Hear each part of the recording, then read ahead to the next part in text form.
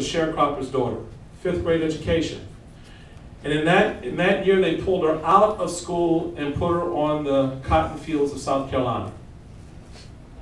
Okay? So here we are, this young woman, young girl, picking cotton, 5th grade, until she was 18. Then she moves to Washington, D.C., still segregated city, gets married, marries a man who she thought was an honorable gentleman, who turned out to be an alcoholic.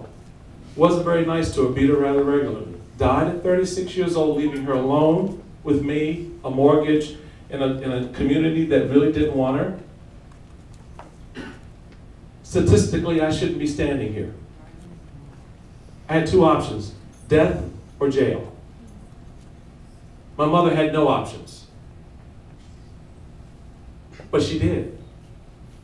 She had the option to know that while the dream of this country, the ideals of this country may not necessarily apply to her, damn it, it would apply for her son. Okay. And she would find a way to make it happen. That's the story of our party. That's the story of the Republican Party.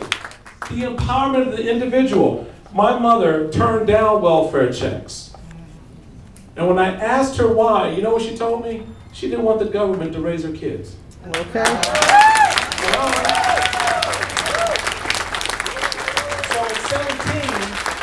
at 17, when I became a Republican, right before the 1976 elections, I go to my mother. Yeah, I know I'm dating myself.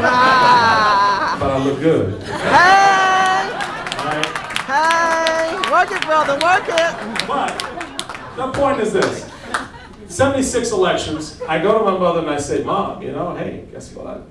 I'm Republican. And she goes, why the hell are you a Republican? What are you doing? What are you, crazy? And I said, Mom, you raised me well.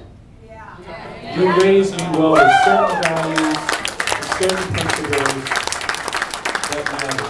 So when you encouraged me, Mom, to go seek out my own journey, my own course, my own direction, my own future, when you asked me to go and say, well, if you want to be involved in politics, look at both parties, and I did, I found the party that most closely reflected the values that you taught me, that you raised me on.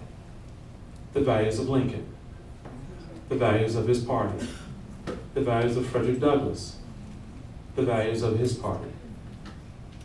That's why we're here. Those values are timeless. So my charge to you as we begin again, anew, refreshed, a little battle weary sometimes, but always ready to go out and share those values. Why am I in California? Because you matter. All right. Why am I in California?